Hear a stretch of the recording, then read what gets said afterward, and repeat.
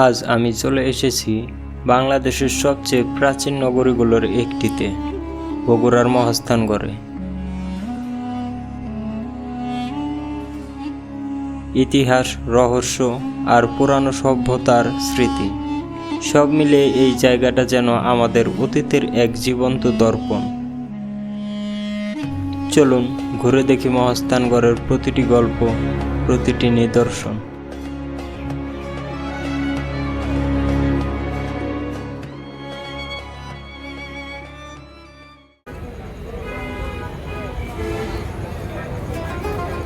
প্রথমেই বলে দেই মহাস্থানগড়ে আসার উপায়। বগুড়া শহর থেকে মাত্র 13 কিলোমিটার দূরত্বে অবস্থিত এই মহাস্থানগড়। তাই বাংলাদেশের যে কোনো জায়গা থেকে খুব সহজেই চলে আসা যাবে মহাস্থানগড়ে।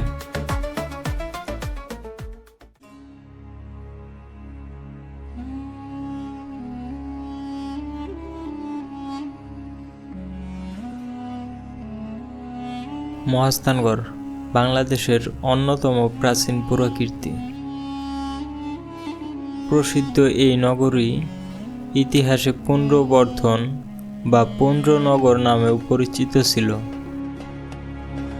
একসময় মহাস্থানগড় বাংলার রাজধানী ছিল।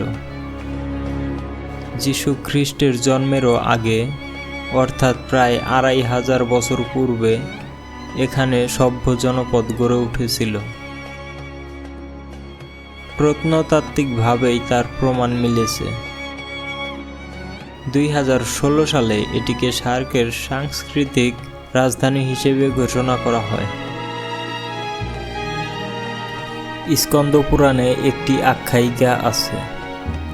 বিষ্ণুর অবতার পরশুরাম তপস্যা করার জন্য করতোয়ার তীরবর্তী এই স্থানটিকে আবিষ্কার করেন এবং তপস্যার দ্বারা সিদ্ধি লাভ করেন এবং এই জায়গাটির নাম দেন মহাস্থান।